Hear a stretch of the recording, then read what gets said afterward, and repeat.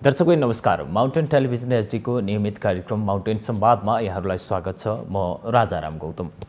नेकपा एमालेभित्र देखिएको आन्तरिक कलहले नयाँ नयाँ रूप लिइरहेका छन्। पार्टी नमिल्दा 5 वर्ष सरकार चलाउने जनताको म्यान्डेट पाएको एमालेको सरकार ढलेको छ। पार्टी अध्यक्ष केपी शर्मा ओली प्रधानमन्त्री पदबाटै हट्नु परेको छ।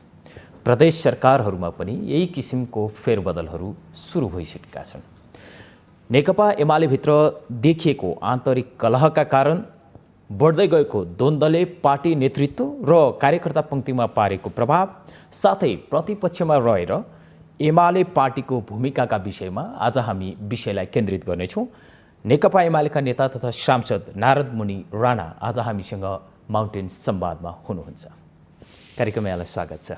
धन्यवाद। हिजो भएको संसदीय समितिको बैठकमा तपाईँका पार्टी नेकपा एमालेका वरिष्ठ नेता माधव कुमार नेपालले तपाईँलाई बैठकमा राजीनामा दिएर निष्कासनसम्मको वा निस्किनको सम्मको दबाब दिनुभएको छ। त्यो घटनालाई अलिकति कसरी सम्झिनुहुन्छ? पहिलो कुरा त बडा राम्रो विषय उठाउनु भयो। सायद मेरो पार्टीको नेताको हैसियत उहाँले हिजो गुमाउनु भयो जस्तो मलाई लाग्छ। सायद मेरै पार्टीको नेता भइदिएको भए मलाई चाहिँ नेकपा एमालेको नेताले अलिक आफ्ना जुनियर नेता अथवा सदस्यका नाताले उहाँ पनि त्यो समितिको सदस्य र म पनि त्यो समितिको सदस्यको हिसाबले हामी बराबर हो। तर एउटा सदस्यले अर्को सदस्यलाई जुन हिजो उहाँले अब विधि पद्धतिका गर्ने नेताबाट 15 वर्ष नेकपा एमाले चलाएको नेताबाट र हामीले आदरणीय भनेर मान्दै आएको नेताबाट हिजो 15 वर्ष नेता मान्दा कतै गल्ती गरियो कि भन्ने हिजोको उहाँको जुन व्यवहारबाट मलाई चाहिँ अलिकति गिल्टी फिल भइरहेछ। किन भन्दाखेरि उहाँहरूले नेकपा एमालेको हैसियत नेताको हैसियत हिजोबाट बिर्सेर उहाँले जुन किसिमबाट मालिकले नोकरलाई मालुम यस्तो हुन्छ कि त्यो समिति माधव नेपालको एकदम निजी हो। माधव नेपालले को आफ्नो नितान्त व्यक्तिगत समिति हो र उहाँले जसलाई इच्छा लाग्यो जति बेला इच्छा लाग्यो त्यति बेला बाहिर जा भन्ने राजीनामा दे भन्ने या उहाँले जुन किसिमको म माथिको जुन व्यवहार गर्नुभयो। म सार्वभौम संसद मिनी पार्लियामेन्टमा बोलिरहेको सम्बन्धमा मैले फेरि बिचमा बोलेको होइन। सभापतिज्यूसँग समय मागेर पालो आएपछि मलाई उहाँले बोल्ने समय दिनुभयो र मैले बोलिरहेको थिएँ र बोल्दै जाँदाखेरि उहाँहरू आक्रमण गर्नुभयो चारैतिरबाट। अब बोल्नै पाइँदैन कि कहाँ बोल्ने त मैले? एउटा सांसदले आफ्नो समितिमा बोल्न पाइँदिनँ, बाहिर जानुहोस् भन्छन्, राजीनामा दे भन्छन्। त्यो अधिकार छ कि छैन उहाँहरूलाई? पहिलो कुरा यो संसदीय मूल्य मान्यता पद्धति विधि थितिका कुरा गर्नेहरूलाई मैले सिकाइराख्नुपर्छ जस्तो लाग्दैन। तर मैले चाहिँ हिजो जुन उहाँहरूबाट भएको व्यवहार छ त्यो मैले कल्पना नगरेको विषय चाहिँ हो। त्यो प्रतिनिधि सभा दोस्रो पल्ट पुनर्स्थापन भएपछि अन्तर्राष्ट्रिय सम्बन्धको समितिको बैठक हिजो बसेको थियो र त्यो विषयमा विगतको निर्णयहरूको समीक्षा गर्ने कार्यतालिका थियो। एक्कासी यो विवादित विषयले कसरी प्रवेश पायो? त्यो सही कुरो हो। हामीले यो गएको आर्थिक वर्षमा हरेक वर्ष हामी लगभग यो चौथो वर्षमा प्रवेश गर्दैछौँ। हरेक वर्ष वार्षिक कार्ययोजना बनाउँछौँ र अन्तिममा हामी छलफल पनि गर्छौँ। पार्लियामेन्ट अलिक ढिलो रिस्टेट भएको कारणले हामीले समीक्षा विगतमा हामीले हाम्रो समितिमा त 2टा मन्त्रालय पर्छन्, संस्कृति पर्यटन तथा नागरिक उड्डयन मन्त्रालय र परराष्ट्र मन्त्रालय। र हाम्रो समितिले वर्षभरिमा गरेका कामको हामीले हिजो कति भए कति भएनन्, किन भएनन्, कारण के थियो, ती सबै विषयमा हामी छलफल गरिरहेको अवस्था थियो। त्यो विषय पनि मैले बोलेँ। त्यो विषयमा बोलिसकेपछि म त तेस्रो अन्तिम वक्ता हो नि। मभन्दा अगाडि त 12-13 जना मान्यले बोलिसक्नु भएको छ। बोल्ने क्रममा उहाँहरूले प्रतिगमनका मतियार कसलाई भन्यो? त्यो कसलाई सुनाएको? त्यहाँ त्यो एजेन्डा थियो र प्रतिगमन भन्ने एजेन्डा थियो अथवा संसद पुनर्स्थापनाको बारेमा छलफल गर्ने एजेन्डा थियो या सरकार परमादेशबाट बनेको सरकारको विषयमा छलफल गर्ने थियो? उहाँहरूले हिजो बोल्दाखेरि माधव नेपाललाई धन्यवाद छ, माधव कुमार नेपाललाई, उहाँले गर्दा संसद पुनर्स्थापना भन्नुभयो। मेरो त्यहाँ तर्क के थियो भन्दाखेरि अब राजनीतिक दृष्टिकोणबाट निर्माण भएको समिति न हो त्यो। हामी राजनीतिक पार्टीमा आबद्ध छौँ, पार्टीले विभिन्न पार्टीको प्रतिनिधित्व छ, विभिन्न पार्टीले आफ्नो सदस्य बनाएर समिति बनाउँछ। उहाँहरूले चाहिँ त्यसरी माधव नेपाललाई धन्यवाद दिइराखेको अवस्था थियो। मैले के भने भन्दाखेरि धन्यवाद अदालतलाई दिनुपर्छ, मेरो दृष्टिकोणमा धन्यवाद अदालतले पाउनुपर्छ।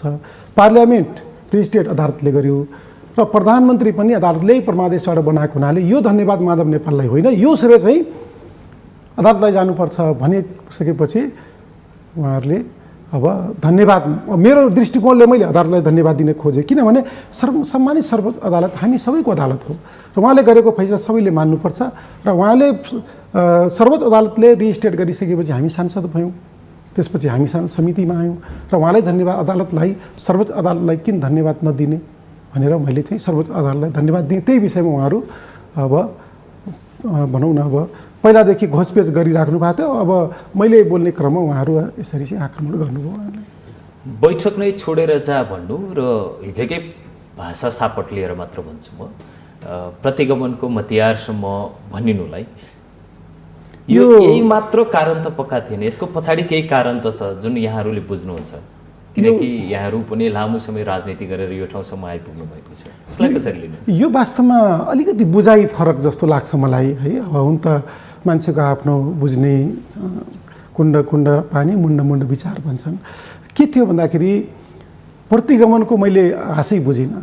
दाम ढोगेर त्यो निवेदन चढाउनलाई प्रतिगमन भन्छन् कि दरबारलाई बुझाउने अब सम्पूर्ण हिजो बुझाएकै हो 58 सालमा, त्यो बुझाएकोलाई प्रतिगमन भन्ने कि जनतामा जाने कुरा।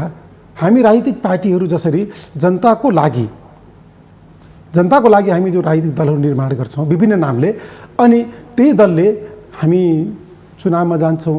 अहिलेको संसदले काम गर्न सकेन, अहिलेको सरकारले फङ्सन गर्न सकेन, त्यस कारणले अहिले हामी अब नयाँ जनादेशमा गएर नयाँ म्यान्डेट लिएर हामी सरकार बनाउँछौँ, जनतामा जान्छौँ, जनताले जे फैसला गर्छ त्यो स्वीकार गर्छौँ। अहिलेको भन्दा आउने निर्वाचनबाट नयाँ जनादेशबाट नयाँ म्यान्डेट फ्रेस म्यान्डेट आयो भने उसले अलिकति गति लिएर काम गर्छ कि भनेर जनतामा जाने कुरालाई उहाँहरू जनतामा जान डराउने, जनतामा जाने कुरालाई प्रतिगमन भन्ने, चुनावलाई प्रतिगमन भन्ने हो भने अग्रगमन के हो मलाई यो आफैमा। अनि त्यो कुरालाई लिएर उहाँहरूले जुन मतियारको कुरा गर्नुभयो, मतियारको अब साँच्चै भन्नुपर्दाखेरि छातीमा हात राखेर भनौँ हामी सांसदहरूले, केपी शर्मा ओली प्रधानमन्त्री हुँदा उहाँले लगभग 2/3 नजिकको सरकार चलाउनु भयो, 2/3बाट बहुमतको सरकारमा आउनुभयो, 2 या 2 भन्दा बढी दलले मिलेर हामीले चलायौँ। त्यसपछि पनि उहाँलाई सरकारलाई काम गर्न नदिने, सरकारलाई अप्ठ्यारो पार्ने, सरकारलाई चाहिँ छिर्की लाउने काम गर्ने, पार्टीभित्र विभिन्न किसिमका बखेडाहरू झिक्ने, एम्बुस थाप्ने, 19 बुँदे एम्बुस थापेर नेकपाको जुन एकता प्रक्रियालाई पूर्णता हुन नदिने। र त्यो भइसकेपछि सर्वोच्च अदालतको फैसलापछि जुन 11 गते संसदको पुनर्स्थापना, 23 गते फेरि पार्टीको विषयमा जुन फैसला गर्यो, हामी स्वीकार्य सबै कुराहरू। फेरि पनि त्यहाँ चाहिँ अब पार्टी अध्यक्षलाई अथवा प्रधानमन्त्रीज्यूलाई फेरि पनि चयन सुखसँग बस्न नदिएर त्यो भित्र पनि विभिन्न किसिमका खेलोमेलो गर्ने, अनि यसरी चाहिँ सरकारलाई बाध्य पार्ने, सरकारलाई हिजो नेकपा हुँदा या नेकपा एमाले हुँदा यो संसद विघटनमा पुर्याउने बाध्य पार्ने काम जुन गरे माधव कुमार नेपाल प्रचण्डले, तिनीहरू जिम्मा नलिने। मैले बडा हिजो गजबको तर्क मैले सुने। उहाँहरूले के भन्नुभयो भन्दाखेरि माधव कुमार नेपालले संसद पुनर्स्थापना गराउनुभयो भनिसकेपछि वैशाख 27 गते कहाँ जानुभएको थियो? मैले त्यही क्वेसन गरेँ। वैशाख 27 गते जति बेला नेकपा एमालेका प्रधानमन्त्री सामान्य प्रधानमन्त्री केपी शर्मा ओलीज्यूले म विश्वासको मत लिन्छु भनिसकेपछि अनि त्यति बेला सरकार जोगाउने दायित्व नेकपा एमालेको नेताको हिसाबले उहाँको दायित्व हो कि होइन? चुनाव नेकपा एमालेबाट लड्ने, भोट अर्कालाई हाल्ने, के यही सिकाउँछ? संसदीय विधि यही हो? संसदीय पद्धति यही हो? के साँच्चै नै दलीय अनुशासन, दलीय विधानले यही भन्छ त? अनि आफै विधिका कुरा गर्ने, पद्धतिका कुरा गर्ने, अनि विधान मिच्दै जाने र बाध्य पार्ने, सरकार ढलाउने काम माधव नेपालले गरेको होइन। विश्वासको मत दिएको भए त सरकार जोगिन्थ्यो नि त। सरकार जोगिया भए त तपाईँको त विघटन गर्ने अवस्था आउने थिएन नि। हो त्यस कारणले उहाँले चाहिँ धन्यवादको पात्र हुनुपर्ने, धन्यवाद दिनुपर्ने। मैले म त्यो दिन धन्यवाद दिन सक्दिनँ भनेर मैले हिजो भनेको हो। बैठक अन्तर्राष्ट्रिय सम्बन्ध समितिमा रहेको हुँदाखेरि अन्तर्राष्ट्रिय सम्बन्धका विषयमा राख्नुपर्ने तर्कहरू, आफ्ना धारणाहरू र समीक्षाहरू राखिरहँदाखेरि उहाँहरूले त बिराउनु भयो, राजनीतिक एजेन्डा प्रवेश गराउनु भयो। तपाईँले त आफ्नो विषयको तपाईँ त एउटा धैर्य गर्न सक्ने नेतृत्वभित्र पर्नुहुन्छ, त्यो किसिमको ब्याकग्राउन्डबाट पनि आउनु भएको छ। कम्तीमा तपाईँले त त्यो विषयलाई राजनीतिकरण नगरिकन आफ्नो विषयसँग मात्रै धारणा राख्न सक्नुहुन्थ्यो नि। आइलाग्ने माथि तपाईँ जाइ लाग्नुभयो भनेपछि यहाँले पनि त्यो धैर्यता राख्न सक्नु भएन। त्यसो होइन, म मेरो विषय राख्दै थिएँ। म मेरो विषय राख्ने क्रममा म माथि अब उहाँहरूले योजनाबद्ध रूपमा एकजनाले बोलेको ठिकै छ, बोल्न पाइन्छ। मैले राखेको विषयमा असहमति छ या केही विमति छ भने उहाँहरूले हात उठाएर पालो पर्खेर बोल्न सकिन्छ। त्यो संसदमा पनि हामीले देखाएको छौँ, नियमापत्ति गर्न पाइन्छ। तर यस्तो नियमापत्ति मैले संसदको कुनै पनि समिति र प्रतिनिधि सभा राष्ट्रिय कहीँ पनि देखिनँ कि एकजना सांसद बोलिराख्दा अनि चारैतिरबाट डिस्टर्ब गर्ने र शब्द कस्ता प्रयोग गरे भन्दाखेरि राजीनामा दे भन्ने, बाहिर जा भन्ने, म तिहार भन्ने, यस्तो किसिमको। यो त के हो भन्दाखेरि हामी जानुभन्दा अगाडि आजको बैठकमा यसरी चाहिँ हामी आक्रमण गर्छौँ भनेर एकजनाले बोल्दा सबैजनाले, जसरी यो गाउँघरमा यो एउटा टर्किस बर्ड भन्ने तपाईँले चरा देख्नु भएको छ कि छैन? टर्किस बर्डको तपाईँले कहीँ यसो फर्ममा जानुभयो भने एकचोटि अध्ययन गरिदिनु होला। एउटाले करायो भने एकैचोटि सबैले कराउँछन्। त्यो टर्किस बर्ड प्रवृत्ति हिजो समितिमा देखियो। त्यो प्रवृत्ति कति राम्रो हो अथवा त्यसबाट हामीले भोलि के सिक्ने हो, के साँच्चै हाम्रो यही संस्कार यही संस्कृति विकास गर्नका लागि सायद यो सर्वोच्च अदालतको फैसलाले त त्यो भनेको छैन। यद्यपि उसले हुइप लाग्दैन, कानुन लाग्दैन भने तापनि, तर सायद मलाई लाग्छ फैसलापछि यस्तो प्रवृत्तिहरू मौलाउन थालेको हो कि यो चिन्ताको विषय हो। संसदीय अभ्यासमा यस्तो प्रवृत्तिहरू हाबी हुँदै गयो भने हामी कस्तो संसदीय व्यवस्था, कस्तो कल्चर, कस्तो संस्कार हामीले परम्परा बसाउन खोज्दैछौँ, यो वास्तवमा एउटा प्रश्न चिन्ह चाहिँ हाम्रो सामु छ। यो एकै भाषामा टर्किस बर्ड प्रवृत्ति हाबी भयो भनिरहँदा पनि यहाँ र वरिष्ठ नेता नेपाल बिचको विवादलाई चाहिँ बिल्कुल राजनीतिक मुद्दाको रूपमा हेरिनुपर्ने, राजनीतिक विवादको रूपमा हेरिनुपर्ने तर्क उहाँहरूबाट छ। यसको मतलब हिजोको दिनमा केपी ओली सरकारलाई नसघाएका कारणले अहिलेको यो रूप देखिएको भन्न सकिन्छ? तपाईँको एउटा कुरा सत्य हो, नसघाएको भन्ने कुरा त त्यो घाम जत्तिकै छर्लङ छ। कहाँनिर सघाउनु उहाँले? नेकपा एमालेको नाताले, नेकपा एमालेको सरकारलाई, नेकपा एमालेको पार्टीलाई। अहिले त उहाँ बैठकमा पनि जानुहुन्न। 10 बुँदे जो सहमति भएको छ कार्यदलले बनाएको, हामीले अस्ति बसेको केन्द्रीय कमिटीको बैठकले हामीले स्वामित्व ग्रहण गऱ्यौँ कि अब यो 10 बुँदे पार्टी एकता भन्छौँ हामीले। तर पार्टी एकता शब्द त्यहाँ लेखिया हुनाले म भन्दैछु, नभए नेताको एकता भन्नुपर्छ। त्यहाँ दुईवटा पार्टी एक भइरहेको छैन नि। नेकपा एमाले सङ्लो छ, केही नेताहरू अलिकति ठुस्किएर फुस्किएर गइरहेको हुनाले नेताहरूको बिचको समझदारी एकता गर्नलाई त्यो कार्यदलले बनायो। यद्यपि त्यहाँ पार्टी एकता लेखेकोले त्यो म मान्छु, नभए नेताहरूको बिचको जुन समझदारी एकताको जुन कुरा छ त्यो कुरालाई हामीले ग्रहण गरिसकेपछि त्यो फेरि माधव नेपालको सहमतिमा भएको एकता हो 10 बुँदे। त्यसपछि उहाँले भन्नुभयो बैठकमा आउँछु पनि भन्नुभयो, तर आउनु भएन र उहाँका पछिका केही नेताहरू पनि आउनु भएन र केही नेताहरू आउनुभयो। अब यसरी चाहिँ नेकपा एमालेको नेता भइराख्ने, यता पार्टीलाई असहयोग गरिराख्ने, अर्को पार्टीको सरकार बनाइराख्ने, अर्को पार्टीलाई बधाई दिइराख्ने, आफ्नो पार्टी ध्वस्त पारिराख्ने, आफ्नो पार्टीको सरकारलाई गिराउने, त्यो कुन नैतिकताले माधव कुमार नेपालले काङ्ग्रेसलाई समर्थन गरे त्यो जनताले खोज्लान्। तर आम पार्टी कार्यकर्तामा वास्तवमा 15 वर्ष म हुँ वास्तविक एमालेको नेता भन्ने नेताले त वास्तवमा त्यो कुरा त सायद बुझ्नुभयो होला भन्ने मलाई लाग्छ। तर उहाँले त्यो कसको आदेशमा, कुन प्रभुको आदेशमा उहाँले त्यो काम गरिराख्नु भएको छ, त्यो उहाँलाई नि थाहा होला त्यो विषय। वरिष्ठ नेता नेपालले मलाई बाहिर जाने भन्ने को भनेर यहाँको प्रतिप्रश्न नेपालतर्फ छ। मैले बैठकमा भन्न सकाउँछु, यहाँले त्यो समितिको रेकर्ड माग्नु भएको छ र अब यसको प्रतिवाद गर्ने भनेर तपाईँ निस्किँदै हुनुहुन्छ। नेकपा एमालेलाई देशकै ठुलो पार्टी बनाउनका लागि माधव कुमार नेपालले गरेको गुण वा योगदान बिर्सेर आज उनै नेपालप्रति प्रतिप्रश्न गर्दै हैसियत सोध्ने बेला भइसक्यो। यो हैसियत उहाँले नै खडा गरिदिनु भएको छ, मैले मात्रै होइन। 10 लाख नेकपा एमालेका नेता कार्यकर्ताहरू, पार्टी सदस्यहरूले र आम नेपाली जनताले यो क्वेसन गरिरहेका छन्। जुन तपाईँले भन्नुभयो यो क्वेसन सबै ठाउँ सोधिरहेका छन्। भोलि माधव नेपाल कुन चुनाव चिन्हमा चुनाव लड्छन् भन्ने क्वेसन पनि गरिरहेछन्। सूर्य चिन्हबाट चुनाव लड्ने हैसियत त उहाँको सकियो, गुमाइसक्नुभयो। किनभने उहाँले जोसँग हाम्रो वैचारिक हिसाबले हाम्रो प्रतिस्पर्धी छ, वैचारिक उहाँसँग हाम्रो द्वन्द्व छ, वैचारिक हिसाबले उहाँसँग लड्नुपर्ने छ, अर्कोतर्फ मैदानमा नेपाली काङ्ग्रेससँगै हामीले चुनाव लड्नु छ भनिसक्यो। त नि त्यही पार्टीलाई मलदल गरेर मजबुत बनाएपछि अनि त्योसँग हामी चुनाव जित्छौँ त हो। त्यस कारणले यो क्वेसन जुन तपाईँले मलाई भन्नुभयो यो आम नेपाली जनताको जसले भोट हालेका छन् सूर्यमा र आम पार्टी कार्यकर्ताको प्रश्न छ यो। र जहाँसम्म अब हिजोको जो विवादको कुरा छ, म धेरै सम्मान गर्ने मान्छे हो। माधव कुमार नेपाल त्यति बेला जति बेला महासचिव हुनुहुन्थ्यो उहाँलाई हामीले मानेर हिँडेको। उहाँले जे भन्नुभयो जसरी भन्नुभयो एकदमै हामीले उहाँलाई आदरणीय पार्टीको महासचिवको रूपमै हामीले स्वीकार गरिदिएको विषय। र उहाँले 2064 सालमा तपाईँलाई थाहा छ संविधान सभाको पहिलो निर्वाचन हुँदा पार्टी कहाँ पुग्यो। आजको जुन हैसियत छ नेकपा एमालेको 121 सिट प्रतिनिधि सभामा हामीले जितेका छौँ, 80 प्रत्यक्षमा 41 हामीले समानुपातिक हासिल गर्न सकेका छौँ। अध्यक्ष को हुनुहुन्थ्यो? नवौं राष्ट्रिय महाधिवेशनबाट निर्वाचित अध्यक्ष, पार्टी अध्यक्ष जो नेकपा एमालेको अध्यक्ष हुनुहुन्छ, अनि उहाँले बोलाएको बैठकमा नजाने, म त अल्पमतमा छु, अल्पमत भएको कमिटीमा जाँदिनँ भन्ने। अनि किन महाधिवेशन गर्ने त? महाधिवेशनमा एउटा जित छ, एउटा पक्ष हार्छ, अनि हार्ने पक्ष म जाँदिनँ भनिसकेपछि त उहाँ त अब बैठक पनि नआउने। अनि विपक्षी गठबन्धन, महागठबन्धन भन्ने संज्ञा दिएको एउटा गठजोडसँग उहाँको कति मायाप्रीति बसेको छ।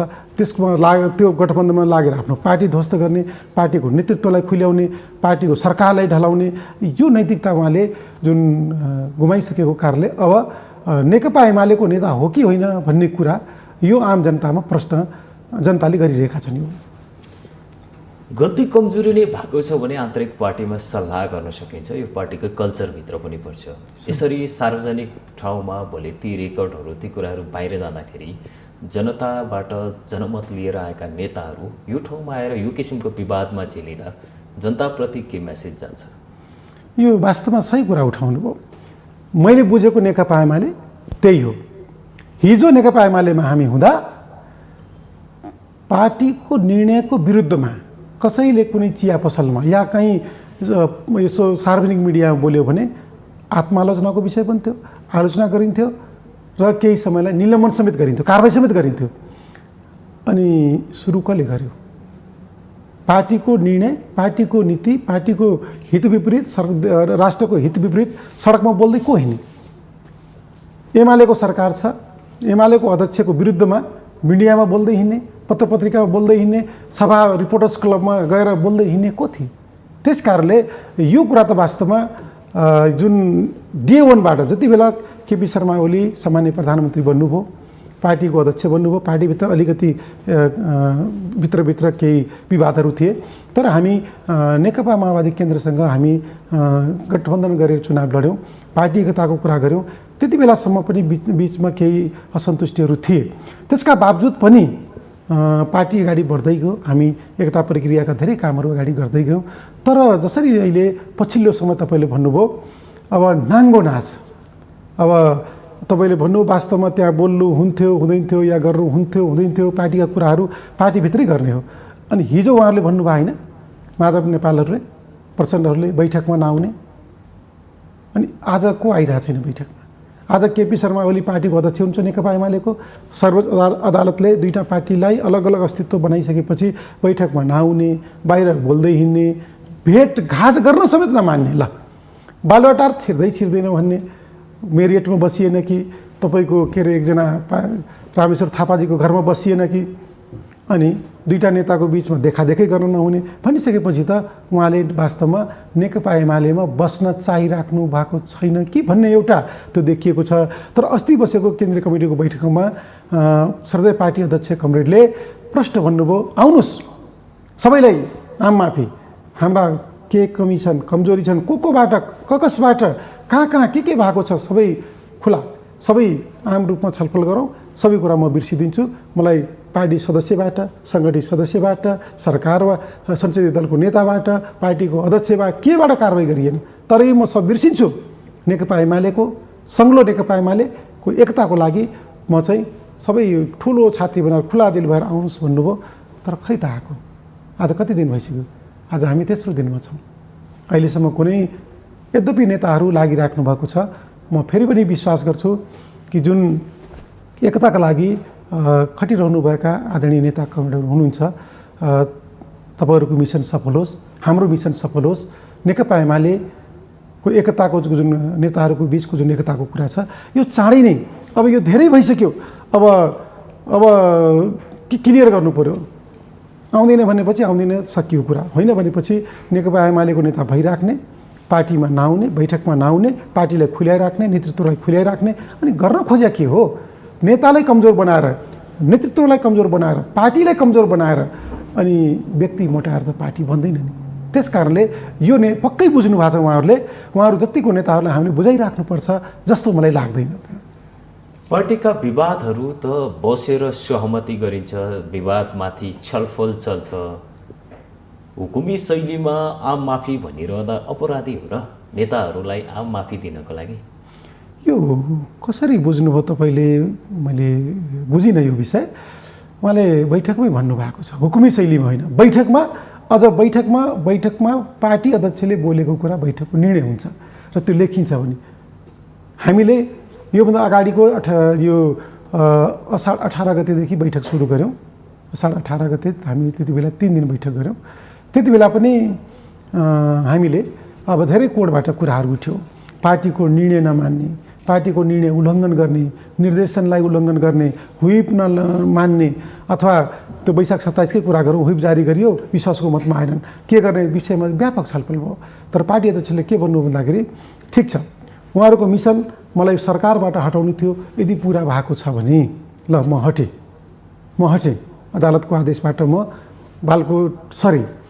अब आउनुहुन्छ कि भन्दाखेरि अझ पनि आउनुहुन्न। त्यसपछि पार्टी बैठकमा ढोका खोल्दा त्यही पनि आउनुहुन्न। 10 बुँदे मान्नुहोस् भन्दा 10 बुँदे मान्यौँ, त्यसपछि पनि आउनुहुन्न। 10 बुँदेमा 2075 जेठ 2मा जानुहोस् भन्दा त्यहाँ पुग्यो, त्यो पनि आउनुहुन्न। अनि मैले खोजेको के हो?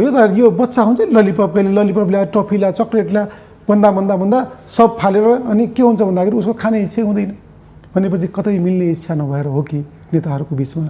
अब त्यत्रो हुँदाखेरि अब यो वास्तवमा पार्टी अध्यक्षले बैठकमै भनेको विषय भएको हुनाले अब यसलाई हुकुमी भन्दा पार्टीको निर्णय अनुसार नै उहाँहरूलाई हामीले आह्वान गरेको, सार्वजनिक रूपमा आह्वान गरेको। तपाईँलाई थाहा छ नि, बडा रमाइलो कुरो, खबरै आएन। बालोटारमा बैठक बस्दा खबरै गरिएन, बोलाइएन। अनि प्रधानमन्त्रीज्यूले एउटा कार्यक्रममा मिडियामै भन्नुभयो, मेसेज पनि पठाएको छु, आम रूपमा सार्वजनिक रूपमा घोषणा गर्छु कि तपाईँहरू बैठकमा आउनुहोस्। त्यसपछि पनि आउनुहुन्न। अनि गर्ने के हो तपाईँले कुरै बुझिएन। महाधिवेशनबाट निर्वाचित अध्यक्षलाई त अर्को महाधिवेशनले मात्रै विस्थापित गर्छ नि। अनि बिच बाटोमै कसैलाई इच्छा लाग्यो रे, अन्तरात्माले अध्यक्ष बन्ने भूत जाग्यो भनेर अनि बाटैमा अध्यक्ष मागेर पाइन्छ त? यदि ठिक छ दिउँला रे, के त्यसपछि महाधिवेशन किन गर्नु पर्यो? जसलाई जति बेला मन लाग्यो अध्यक्ष चाहियो भन्ने, अनि दिएन भने तथानाम गर्ने, त्यसपछि अध्यक्ष दिएपछि अनि चुप लाग्ने, त्यो प्रवृत्ति त हामी विकास गर्न खोज्या होइन नि। नेकपा एमालेको विधानले त्यो भन्दैन, नियमावलीले त्यो भन्दैन। त्यस कारणले चाँडै नै यस्ता कुराहरू कर्णेल माधव नेपालले बिर्सेर, यी सबै कुराहरूलाई बिर्सेर, हिजो पनि उहाँले पार्टी नेतृत्व गर्नुभयो, मैले बनाएको नेकपा एमाले साँच्चै उहाँले बनाएको हो भने उहाँले यसरी भत्काउनुतिर लाग्नुहुने थिएन। अन्तर्राष्ट्रिय सम्बन्ध समितिमा काम गरिरहँदाखेरि यहाँहरूको आजसम्मको कार्यकालसम्म आइपुग्दाखेरि उपलब्धिको पाटोलाई समीक्षा गर्नु पर्यो भने कसरी गर्नुहुन्छ? हामीले महत्त्वपूर्ण निर्णयहरू गरेका छौँ। हाम्रो देशमा स्थायी रूपले विदेश नीति थिएन। हामीले सरकारलाई निर्देशन गऱ्यौँ, नेपालको एउटा विदेश नीति हुनु पर्यो। नीति त थियो, कस्तो थियो भन्दाखेरि कुनै पार्टीको सरकार बन्यो र त्यो पार्टीले हेर्ने दृष्टिकोण प्लस त्यहाँ जाने मन्त्री हुन्छ नि, मन्त्रीको आफ्नो दृष्टिकोणसँग म्याच गर्यो भने त्यो विदेश नीति रे। झटारै हाड्नु पर्यो भने गुटको दृष्टिकोण भन्दा मिल्ने भइसक्यो। त्यसो पनि, त्यो भन्दा पनि हुन्छ। तर हामीले के चाहेको के थियो भन्दाखेरि नेपालको एउटा थाई नीति हुनु पर्यो, थाई विदेश नीति हुनु पर्यो। किन भन्दाखेरि हामी दुईटा ठुला राष्ट्रका बिचमा छौँ, दुईटा ठुला छिमेकीहरू जो अहिले विश्वमै अब निकै प्रतिस्पर्धामा, अब केही दिनमा संसारकै ठुला अथवा धनी देशका रूपमा आफूलाई प्रतिस्पर्धामा लगिरहेका देश छन्। सामरिक महत्त्वको हिसाबले हेर्ने हो भने हामीले वास्तवमा हाम्रो नेपालको एउटा ठोस विदेश नीति बनाउन सकेनौँ भने त्यसैको अभावमा हामीले नेपाललाई दुईटै देशबाट लिन सकिने बेनिफिटहरूमा कहीँ न कहीँ हामी चुक्छौँ कि हामीले नेपाललाई अहिले देखिरहेका छौँ। कहीँ नेपाल भोलि दुईटा देशको बिचमा भएको हुनाले कहिले कसैले ढुङ्गाको तरुल भनियो, हामी छन् दुई देशको पुलको रूपमा बस्ने र दुईटै देशबाट हामीले दुईटै देशलाई हामीले नेपालको हितमा, नेपाली जनताको हितमा हाम्रा त्यस्ता विदेश नीतिहरू बनाऊ जसबाट नेपालले बढीभन्दा बढी, नेपाली जनताले बढीभन्दा बढी बेनिफिट लिन सकुन् र त्यो खालको रणनीति हामीले बनाउन जानुपर्छ। र तेस्रो मुलुकहरूका लागि अब हाम्रा दुई छिमेकी भन्दा अरू थर्ड कन्ट्रीहरूका लागि पनि एउटा खालको नीति बन्नुपर्छ। र आइडियोलोजिकल हिसाबले अब साम्राज्यवादी मुलुकहरूका लागि एउटा किसिमको अब लेफ्टहरू अथवा कम्युनिजमहरू अथवा सोसियलिजम कन्ट्रीहरूको लागि यी सबै विषय देशहरूसँग हाम्रो सन्तुलित सम्बन्धहरू, खास गरिकन हामीले एउटा देशलाई माया गर्ने अर्कोलाई त्यो नगर्ने सन्तुलित परराष्ट्र नीतिको अवधारणा हामीले निर्माण गर्न सरकारलाई निर्देशन गऱ्यौँ।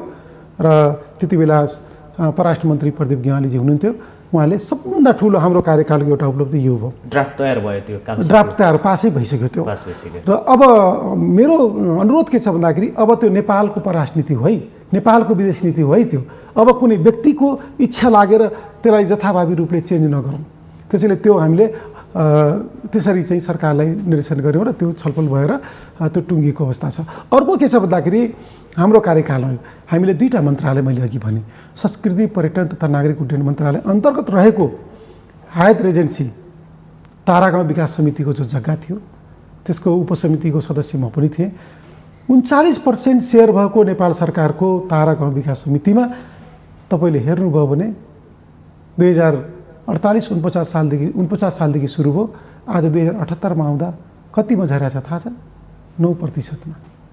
हरेक वर्ष घाटा देखाउने, त्यो घाटालाई फेरि 43बाट 23बाट 9मा झरिसक्यो भनेपछि नीतिगत रूपमा नेपाल सरकारको प्रोपर्टी खाने कुरालाई हामीले उजागर गऱ्यौँ। यो सरकारको सम्पत्ति हो, सरकारले यसलाई संरक्षण गर्नुपर्छ भनेर हामीले मन्त्रालयले निर्देशन दियौँ। यद्यपि त्यो अहिले पूर्ण रूपले कार्यान्वयनमा आएको छैन, तर हामीले उजागर गऱ्यौँ सरकारका सम्पत्तिहरू, राष्ट्रिय ढुकुटीहरू कसरी वैदेशिक कम्पनीहरूले या प्राइभेट कम्पनीहरूले कसरी त्यो पुँजी वृद्धि गर्ने, सरकारले पैसा थप्न नसक्ने अनि त्यसको पुँजी मिनिमाइज हुँदै जाने। यो त नीतिगत रूपमै सरकारको सम्पत्ति देख्दा देख्दै त्यो अजिङ्गरले कहिलेकाहीँ देख्दा देख्दै सिँगै गाई अथवा खानेकुराहरू निल्छ नि, सिँगै निलिरहेको देखिरहेको छौँ। त्यसैले हामीले तुरुन्तै नेपाल सरकारको हिजो जति थियो त्यति काम गरियोस् भनेर हामी निर्देशन गऱ्यौँ। अर्को चाहिँ महत्त्वपूर्ण निर्णय गरेका छौँ हामीले त्यसमा। हाम्रो जुन मिचिएका जुन सीमाहरू थिए, जुन चुच्चे नक्साको कुरा हामीले गऱ्यौँ, नेपालको लगभग 92वटा ठाउँमा 92वटा पिल्लरहरू भनौँ, नेपालको पूर्व मेचीदेखि तपाईँको तिङ्कर नाकासम्मको, तिङ्कर भन्छु यो के अरे लिम्पियाधुरासम्मको जो हामी 0 किलोमिटर 0 पिल्लर बनाएको छौँ, 1 नम्बर दिएको छौँ, त्यसपछि 0 अहिले उता हामीले अहिले पिल्लर छैन। त्यहाँदेखि त्यहाँसम्म आउँदाखेरि धेरै ठाउँ विवादहरू थिए। हामीले परराष्ट्र मन्त्री नेपाल सरकार मार्फत भारत सरकारलाई 3टा कुराको निर्देशन गर्यो। एउटा BWG को प्रतिवेदन, EPG को प्रतिवेदन र अर्को चाहिँ तपाईँको यो टेक्निकल टिम, यो बोर्डरमा जो टेक्निकल टिम छ, अर्को चाहिँ बाउन्ड्री वर्किङ ग्रुप छ, अर्को चाहिँ टेक्निकल टिम छ। त्यो टेक्निकल टिमलाई पनि हामीले स्क्रिप्ट नक्साहरू जो बनाउनु भएको छ त्यसमा पुनरावलोकन गर्नुहोस्। मेरो निर्वाचन क्षेत्रको 741 र 742 पिल्लरमा विवाद छ, त्यो मैले रोकेँ। त्यहाँ पिल्लर बनाउनै दिएनौँ हामीले। त्यहाँका जनताहरूले पुरै जङ्गल लगाएका छन्। हिजो जङ्गल लगाउँदा रोप्दा केही पनि नभन्ने, र पिल्लर चाहिँ त्यहाँदेखि 200 मिटर पर छ जो नदीमा छ, र 200 भन्दा 500 मिटर ओर आएर अहिले भारतीयहरूले पिल्लर लगाउन खोज्दै थिए। हामीले रोक्यौँ र स्क्रिप्ट नक्सालाई हामीले चेन्ज गर्नुपर्छ भनेर दुई देशको बिचमा CDO र उताको DM को बिचमा सहमति भएर त्यहाँ चाहिँ काम रोकिया छ। यसरी हामीले महत्त्वपूर्ण सीमामा रहेका विवादका विषयहरूमा कञ्चनपुर, तपाईँको त्यसपछि कैलाली लगायत सुस्ता लगायतका थुप्रै ठाउँमा अब यो इपिजीको प्रतिवेदन अविलम्ब कारबाही गरियोस् भनेर हामीले त्यहाँबाट निर्देशन गऱ्यौँ। यद्यपि भारतले सरकारले बुझ्न मानिरहेको अवस्था नभए तापनि यसलाई चाँडै गरोस् भन्ने त्यो गऱ्यौँ। अर्को चाहिँ तपाईँको यो भूतपूर्व गोर्खा सैनिकहरूको समस्याहरू थियो त्यसमा। त्यो विषयमा तपाईँलाई थाहा छ महिलाहरूलाई पनि सेनामा लैजाने कुरा गरिएको थियो, त्यो हामीले तुरन्तै रोक्न लगायौँ। त्यसपछि भूतपूर्व गोर्खा सैनिकको पेन्सनको समस्याहरू थियो। त्यहाँ गरिने व्यवहारहरू नेपाली गोर्खा सैनिकहरूलाई एउटा खालको ट्रिट, एउटा खालको तलब, अनि त्यहाँकाहरूलाई एउटा खालको तलब। त्यसरी चाहिँ अरूको देशमा जाने, हाम्रा दाजुभाइहरू गएर चाहिँ वीरतापूर्वक लड्ने, अनि उहाँलाई त्यहाँ गएर पनि फेरि अर्को देशमा पनि उनीहरूलाई के भनौँ ट्रान्सफर गर्ने रहेछन्, बेच्ने त नभनौँ, ट्रान्सफर। बेलायत जाने, बेलायतले अरू देशहरू स्विजरल्यान्ड अरू कुनै कुनै देशमा त्यहाँबाट पैसा लिएर हाम्रा दाजुभाइहरू जुन सेनामा गएका छन् उहाँहरूले पाउने तलबमा अझ उताबाट बढी तलब लिएर उनीहरूलाई आफ्नै तलब बराबर दिएर त्यसरी चाहिँ गरेको सुन्यो। त्यो वास्तवमा एकदमै नहुने काम थियो। त्यो हामीलाई साह्रै दुःख लाग्यो हाम्रो दाजुभाइहरू त्यसरी बेच्दा। अनि वीरतापूर्वक लडाइँको अग्रिम मोर्चा, फ्रन्ट मोर्चामा उहाँहरूलाई जहिले पनि उभ्याइन्थ्यो। उहाँहरू वीरतापूर्वक लडाइँ जितेर गोर्खाली सेनाको सान एउटा राख्दै आउनुभएको थियो। त्यो विषयमा पनि हामीले ब्रिटिस सरकारसँग 3 पटक, एकपटक पत्रचार गऱ्यौँ, दोस्रो पटक गऱ्यौँ, तेस्रो पटक पत्रचार गर्दा त्यो विषय पनि ल्यान्डिङ हुने क्रममै छ। अहिले विदेश नीति पास भइसक्यो भनिरहँदा पनि भारतले सीमा मिचेर सडक नै निर्माण गरेको, नेपालतर्फका पुलहरू, गोरेटो बाटोहरूमा क्षति पुगेको, यी सबै कुरा हामीले हेरिरहँदाखेरि आम जनताको नेताप्रतिको बुझाइ र यहाँहरूले पास गर्नुभएको नीतिप्रतिको बुझाइ कस्तो रहन्छ? यो वास्तवमा सही कुरा उठाउनुभयो। अलिकति कता कता भारतको त्यस्तो द्वैत चरित्रहरू देखिन्छ। अर्कोतर्फ कहिले उनीहरूकै भाषा है, यो के अरे दाइ भाइको सम्बन्ध, छोटा भाइ बडा भाइ भन्छन् होइन, तर प्रधानमन्त्रीज्यूले अस्ति क्लियर गर्नुभयो। अब जन्मका हिसाबले भन्ने हो भने नेपालै ठुलो रहेछ, बडा भाइ त नेपाललाई भन्नु पर्यो, होइन भूगोल ठुलो भएर कोही ठुलो हुँदैन। हरेक देशको आफ्नो के हुन्छ भन्दा डिजिनिटी हुन्छ। भूगोलका हिसाबले, जनसङ्ख्याका हिसाबले, या आर्थिक उन्नतिका हिसाबले, या विकासका हिसाबले मुलुक ठुलो सानो हुन सक्छन्, तर सार्वभौम सत्ता सबैको बराबर हुन्छ, स्वाधीनता सबैको बराबर हुन्छ, राष्ट्रियता सबैको बराबर हुन्छ। देश त देशै हो नि, देशको आइडेन्टिटीमा सबै देश बराबर हुने भएको हुनाले यो छोटा भाइ बडा भाइको कुरा होइन। तर भारतले के भन्छ भन्दाखेरि हाम्रो रोटी बेटीका सम्बन्ध छ, तर त्यो कहिले कहिले व्यवहारमा तपाईँले अघि भन्नुभयो बाटो, पुल, ड्याम बनाएर दुःख दिन मिल्छ र? साँच्चै नै भाइचारा अथवा साँच्चै नै यो रोटी बेटीको सम्बन्ध हो भने हामी त अब अर्को हिसाबले भन्दाखेरि अब उताका चेली यता आउँदा हामी ज्वाइँ भयौँ, हाम्रा चेली उता जाँदा उताको ज्वाइँ, यो नाता गोताको सम्बन्ध, रोटी बेटीको सम्बन्ध साँच्चै मानेर जाने हो भने त्यो गर्न मिल्छ र? त्यो नाकाबन्दी गर्न मिल्छ र? ड्याम बनाएर दुःख दिन मिल्छ र? सीमामा देवनारायण जस्ता यादवहरू जस्तालाई कुट्न मिल्छ र? भन्न त पाइयो नि। सीमा मिचियो भने जनताले बोल्छ, सरकारले बोल्छ, पत्रकार साथी, पत्रिकामा साथीहरूले पनि बोलेर लेख्नुहुन्छ, सबैले बोल्छन्। तर मलाई त यो कहिलेकाहीँ यति ठुलो जनसङ्ख्या के अरे क्षेत्रफल भएको जुन अहिले भारत छ, नेपालको सानो सानो ठाउँमा, अब सामरिक महत्त्व भएका ठाउँमा जुन आँखा दृष्टि लगाएको छ, वास्तवमा त्यो भारतले गर्न सक्दैन। त्यो रोटीबेटीको सम्बन्ध भएको मुलुकले त्यो गर्नै सक्दैन, किनभने हामीसँग त अर्को सम्बन्ध छ। कहाँनिर काम गर्छ त? होइन, हामीले स्पष्ट रूपमा के भनेका छौँ भन्दाखेरि भारतसँग हाम्रो अरू देशको भन्दा फरक खालको छ, खुला सिमाना छ हाम्रो। रोटी बेटीको सम्बन्ध मैले भनिहालेँ, सांस्कृतिक सम्बन्ध छ हाम्रो है। त्यसपछि तपाईँको अब हामी त विकास साझेदारको रूपमा पनि भारतलाई लिएर जान चाहन्छौँ। तपाईँलाई कतिको याद छ, भारतले थुप्रै हाइड्रो पावर कम्पनीहरू नेपालमा बनाइरहेको छ, त्यो साझेदारी हो नि त। त्यो हामीले स्पेस दिएका छौँ, आउनुहोस् तपाईँसँग लगानी छ, लगानी लगाउनुहोस्, काम गरेर जाउँ, अगाडि बढौँ। अनि फेरि ऊर्जा जो उत्पादन हुन्छ पावर भाडेर लिएर जाउँ, हामीलाई चाहिने हामी खपत गर्छौँ, तपाईँलाई चाहिने लिएर जानुहोस् भनेकै छौँ। भनिसक्यो हामीसँग थुप्रै खालको अब सामाजिक सम्बन्ध छ, सांस्कृतिक सम्बन्ध छ र नेपाल र भारतको त अब यसको त मलाई लाग्छ धेरै वर्ष पुरानो हाम्रो सम्बन्ध छ। मैले यहाँनिर अलिकति जान्न चाहेको के भने तपाईहरूले विदेश नीति बनाइसके पछाडि त्यही नीतिमा टेकेर तत्कालीन समयका देशका प्रधानमन्त्री, तपाईँका पार्टी अध्यक्ष, तत्कालीन समयका प्रधानमन्त्री केपी शर्मा ओली हुनुहुन्थ्यो। त्यही नीतिलाई टेकेर गुमेको हटाइएको भूभाग नेपाली नक्सामा समावेश गरिरहँदाखेरि जमिनै फिर्ता ल्याउने सवालमा भएका पहललाई सम्झिनु पर्यो भने कसरी सम्झिनुहुन्छ? यो विषयमा वास्तवमा सामान्य प्रधानमन्त्रीज्यूलाई हामीले धन्यवाद दिनुपर्छ है। अहिले उहाँ हुनुहुन्न प्रधानमन्त्रीमा, उहाँले एउटा नेपालको मार्गचित्र बोकेर अगाडि बढिराख्नु भएको थियो। राष्ट्रियताको सवालमा, विकासको सवालमा, आर्थिक उन्नतिको सवालमा या हाम्रा छिमेकीहरूसँगको सम्बन्धका हिसाबले उहाँले जुन किसिमले कदम चाल्दै जानुभयो त्यो व्यवहारमा प्रमाणित हुँदै गयो। उहाँले राष्ट्रियताको सवालमा जुन मान्छेले खोक्रो राष्ट्रियताको कुरा गर्यो भन्थे नि, अनि उहाँले नाकाबन्दी खोलेको होइन। नाकाबन्दीलाई नाकाबन्दी भन्न नसक्नेहरू सरकारमा थिए हिजो, कसैले भन्न सकेनन्। तर केपी शर्मा ओली सामान्य प्रधानमन्त्रीज्यू 2072मा आउँदाखेरि नाकाबन्दी त हटाएकै हुने। अर्को कुरा, भारतको गुमेको 6 दशकदेखि गुम्दै आएको भूमि त फिर्ता ल्याएकै हुने। नक्सामा ल्यायौँ हामीले, व्यवहारमा त्यो आउने। दुई देशका, अझ तपाईँलाई भनिहालौँ, हामीसँग सचिव स्तरीय दुई देशको सीमाको विवाद सल्ट्याउने एउटा उच्च स्तरीय समिति छ। तर यति हुँदाहुँदै पनि त पाठ्यपुस्तकमा राखिएको समावेश गरेको नक्सा हटाउने र राख्ने क्रम होइन। त्यो कसले त्यस्तो भन्यो? त्यो होइन। कुरो के हो भन्दाखेरि दुईटा सचिवको बिचमा वार्ता, उच्च स्तरीय वार्ता समिति बनिसकेको अवस्था थियो। त्यसपछि हामीले सचिव स्तरीय वार्ता भएपछि प्रधानमन्त्री लेभलमा कुरा गर्ने र त्यो लिपुलेक लिम्पियाधुरा कालापानीको विषय, चुच्चे नक्साको विषय टुङ्ग्याउने भनिसकेपछि मिटिङको डेट समेत फिक्स भइसकेको थियो। तर यहाँ के भइदियो भन्दाखेरि अब यो डेट फिक्स भयो, अब हिजो त नक्सा मात्रै पास गऱ्यौँ, नक्सा बनायौँ, संसदले सर्वसम्मत रूपले पास गर्यो, सबै मान्यज्यू हामी धन्यवादका पात्र छौँ।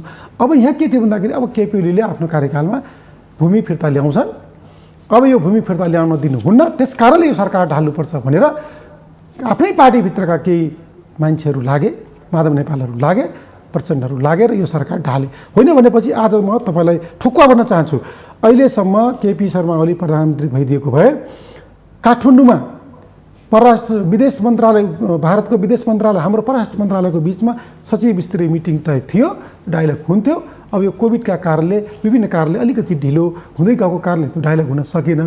त्यस कारणले यो फेरि पनि यो टिम बनिसकेको हुनाले नेपाल सरकारले जहाँसम्म हामीले पुर्याएका थियौँ, हाम्रो सरकारले, नेकपा एमालेको सरकारले यो जुन चुच्चे नक्सा अथवा भारतका हाम्रो सीमासँग विभिन्न ठाउँमा भएको विवादका सम्बन्धमा एकैचोटि प्याकेजमा भारतले के भनेको थियो भन्दाखेरि सकेको ठाउँको निप्ट्याउँदै जाउँ र बाँकी ठाउँको त्यो गर्दै जाउँ भनेको थियो। हामीले के भन्यौँ भन्दा त्यसो नगरौँ, एकैचोटि प्याकेजमा नेपालको बोर्डरको प्रब्लम वान सटमा, बल्कि 2 वर्ष 4 वर्ष ढिलो होला, तर वान सटमा गरौँ भन्दाखेरि, किनभने यताको जहाँ जहाँ सकिन्छ त्यहाँ सकिने अनि बाँकी ठाउँमा झमेला राखिराख्ने भारतको डिजाइन हुनसक्छ। त्यस कारणले एकै प्याकेजमा, वान प्याकेजमा सर्ट गरौँ त्यसलाई। यहाँहरूले मत पाएर, योभन्दा अघिल्लो पटकको चुनावमा मत पाएर, जनताको जनमत पाएर भनेको संविधानमा आधार रहेर अहिलेको समयमा वर्तमान प्रधानमन्त्री शेरबहादुर देउवा देशको प्रधानमन्त्री बन्नु भएको छ। जनताले आफ्नो मत दिएर पठाएका नेताले बनाएको संविधानमै टिकेर बनेका प्रधानमन्त्रीलाई यहाँहरू परमादेशको प्रधानमन्त्री भन्नुहुन्छ, स्वीकार्नलाई गाह्रो भएको हो। यो तितो अलिक कडुवो के अरे सत्य अलिक कडुवो हुन्छ भन्छन् है। हामीले सत्य जे छ त्यही बोल्नुपर्छ हेर्नुहोस्। वास्तवमा अब कहिलेकाहीँ सत्य बोल्दाखेरि मान्छेलाई अपाचे पनि हुन्छ। आखिरी संसद पुनर्स्थापना त अदालतले गरेको हो। 74 मङ्सिरमा त जनताले चुनाव जिताइदिएका हुन्। त्यो बनेको संसदलाई कति बेला बोलाइयो थाहा छ? हामीले मङ्सिरमा चुनाव जित्यौँ, फागुनको 20 गते संसद बोलाइयो। कति भयो? मङ्सिर, पुस, माघ, फाल्गुन भनेपछि लगभग 3 महिनापछि संसद बोलाइयो। संसद त्यसपछि बल्ल संसद त्यहाँ गठन भयो, सङ्घीय संसद। अब यहाँ के छ भन्दाखेरि त्यति बेला जनताले चुनेको संसदलाई 3 महिना ढिलो गर्ने र अहिले वास्तवमा विघटन नहुनुपर्ने परिस्थिति नहुनुपर्नेमा विभिन्न कारणले संसद विघटन हुन पुग्यो, 2 पटक विघटन हुन पुग्यो। विघटन भइसकेपछि संसदले पुनर्स्थापना गर्यो अनि संसदले पुनर्स्थापना गरिए सर्वोच्चले संसद पुनर्स्थापना गरेको कुरालाई संसदले के अरे अदालतले गरेको अथवा सर्वोच्चले गरेको भन्न नहुने अनि अदालतले के गर्यो भन्दाखेरि प्रधानमन्त्री पनि घण्टा तोकेर दिन तोकेर हैन 28 घण्टाभित्र दिनुभयो। अब अदालतको आदेश त मानेकै छौँ हामीले, अदालतले जे आदेश गर्छ त्यसको सबै नागरिकले, हामी नेता, पार्टीका नेताहरू अथवा आम नागरिकले सर्वोच्च अदालतको आदेशलाई हामीले मान्नै पर्छ। मानेर हामीले मानेका छौँ, सम्मान गर्न चाहन्छौँ त्यो फैसलाले। तर अदालतले परमादेश जारी गरेको त हो नि, के होइन भन्नु पर्यो। अदालतले परमादेश जारी गरिसकेपछि त्यसलाई सरकारले केपी शर्मा ओलीज्यूले हर्ष स्वीकार गरेर उहाँले राष्ट्रपतिज्यूले पनि मान्नुभयो, नियुक्ति दिनुभयो।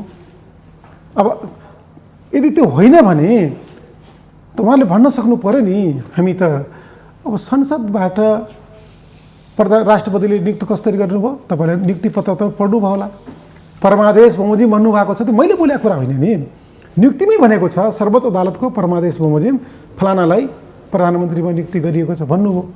अनि मैले यो मेरो कुरा होइन नि, यो त भएको कुरा भनिरहेछौँ। उसो भए के त अब अहिलेको समयमा एमालेभित्र जुन किसिमको विवाद देखिएको छ, यदि एमाले पार्टीभित्रै रहँदाखेरि वा रहिरहँदाखेरि अहिलेसम्मको अवस्थामा आउँदाखेरि माधव कुमार नेपालले सरकारमा निवर्तमान प्रधानमन्त्रीको पालामा आफ्ना मन्त्रीहरू, मन्त्रालयहरू वा राजदूतहरूमा जुन किसिमका नियुक्तिहरू हुन्छन् ती नियुक्तिमा खासै त्यति धेरै भाग पाएको देखिँदैन थियो। अहिलेको समयमा जुन किसिमले गठबन्धन सरकार बन्यो यस पछाडि उहाँलाई प्रदेशका मुख्यमन्त्री पनि भागमा आएका छन्, मन्त्रीहरू पनि भागमा आएका छन् र राजदूतहरू पनि भागमा आएका छन्। त्यो किसिमको यात्रा एकातिर सुनिश्चित देखिन्छ। भलै उहाँले लिने नलिने अहिलेसम्म त्यस्तो केही भन्नुभएको छैन। उहाँभित्रका नेपालभित्रका दोस्रो तहका नेताहरूबाट त्यति विश्वास नपाइसके पछाडि अहिले तेस्रो नेताहरूप्रति उहाँको आकर्षण छ, जसले एमाले भित्रको विवादमा अब धेरै सँगै बस्नु हुँदैन, छुट्टिएर जानुपर्छ भन्ने किसिमको एउटा तर्क प्रस्तुत गरिरहेका छन्। अबको एमालेको दिशा कतापट्टि हुन्छ? यो वास्तवमा बडा महत्त्वपूर्ण सवाल उठाउनु हो। यो चिन्ताको विषय पनि छ। म त किसानको छोरो हो, हेर्नुहोस्, म ठुलो परिवार, मेरो 60 जनाको परिवार थियो है। अब बुवाहरू 6 भाइ हुनुहुन्थ्यो। हामीले ठुल्ठुलो खेतमा खेती गर्दा फाड्दा अब भागेपछि छुट्टियौँ, हामी परिवार छुट्टियो, छुट्टियो परिवार, अलग अलग भयौँ भनौँ न।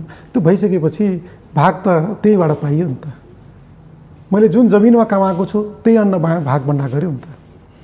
यहाँ प्रवृत्ति कस्तो देखियो भन्दाखेरि आफ्नो खेतमा आफ्नो घरमा भाग नखोजेर अर्को ठाउँ भाग खोजेर बढी पाइन्छ भनेर यो आफ्नो खेत तहस नहस गरेर अर्को खेतबाट भाग माग्ने जाने जस्तो यो देखियो अहिले। अब जहाँसम्म सामान्य प्रधानमन्त्री केपी शर्मा ओलीज्यू जति बेला सरकारमा हुनुहुन्थ्यो, पार्टी अध्यक्ष पनि हुनुहुन्थ्यो, उहाँले पार्टी पनि ड्राइभ गर्नु थियो, सरकार पनि चलाउनु थियो। अनि हिजो माधव नेपाल आफू प्रधानमन्त्री योभन्दा अगाडि हुनुभएको थियो नि त, उहाँले कति भाग दिनुभएको थियो? छातीमा हात राखेर भन्नु पर्यो। पार्टीको अध्यक्षले, देशको प्रधानमन्त्रीले अनि सरकार नचला कसले चलाउँछ त?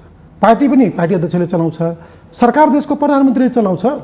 उहाँहरूको माग के थियो भन्दाखेरि पुष्पकमल दाहाल प्रचण्डले मेरो निर्देशनमा तपाईँ चल्नुहोस् या मलाई पार्टी चलाउन दिनुहोस्। माधव कुमार नेपाल प्रधानमन्त्री केपी ओली अनि माधव नेपालले सरकार चलाएर हुन्छ हो, यही फरक थियो। हिजो टेस्टेड नेताहरू हुन्, पुष्पकमल दाहाल पनि टेस्ट भइसक्नु भएको, माधव कुमार नेपाल पनि टेस्ट भइसक्नु भएको, टेस्टमा उहाँहरू फेलियर नेताहरू हुन्। 2072 सालमा केपी शर्मा ओली जब प्रधानमन्त्री बन्नुभयो त मनमोहन अधिकारी पछिको हुवा सरकार त भएको हो नि त। चाहे त्यो राष्ट्रियताको सवालमा होस्, विकासको सवालमा होस्, मुलुकलाई समृद्धिमा लैजाने कुराहरू होस्। आज हामी विकास सुरुङबाट विकासशील राष्ट्रमा उन्नति भएका छौँ, त्यो मैले बोलेको कुरा होइन। वर्ल्ड ब्याङ्कको तथ्याङ्कले त्यो भन्छ कि अब नेपाल विकासशील राष्ट्रमा प्रवेश गर्यो भनेपछि त देश अगाडि बढिरहेछ नि त। रोक्दै पनि, गर्न नदिँदै पनि थुप्रै कामहरू, उहाँले थुप्रै सपनाहरू। अब तपाईँहरूले आयोग कति बेला गठन भयो? संवैधानिक आयोग त सायद अध्यादेश ल्याएर गठन गरेको भए त आजसम्म गठन हुने थिएन नि। सबै ठाउँमा भाग भन्दा कति भाग चाहियो उहाँलाई। हस्, यहाँले आफ्नो अमूल्य समय हामीलाई उपलब्ध गराइदिनु भयो, त्यसको लागि धेरै धेरै हस्, तपाईँलाई पनि धेरै धेरै धन्यवाद। विचार राख्ने मौका दिनुभयो, समसामयिक विषयमा हामीले छलफल गऱ्यौँ, यसको लागि बहुत बहुत धन्यवाद। हस्, थ्याङ्क यू। दर्शकबिन, आज हामीले नेकपा एमाले भित्र देखेको आन्तरिक कलहका कारणले देखेको पार्टीभित्रको द्वन्द्व र यसको नेतृत्व पङ्क्ति र कार्यकर्तासम्म जाने प्रभावका साथै प्रतिपक्षमा रहेर अब नेकपा एमालेको भूमिका के हुन सक्दछ भनेर नेकपा एमालेका नेता तथा सांसद नारद मुनि राणासँग आजको माउन्टेन संवादमा रह्यौँ। भोलि फेरि नयाँ विषयवस्तु र नयाँ व्यक्तित्वका साथ उपस्थित हुने नै छौँ। तबसम्मका लागि सत्य, तथ्य र निष्पक्ष समाचारका लागि हेर्दै रहनुहोला माउन्टेन टेलिभिजन HD। नमस्कार।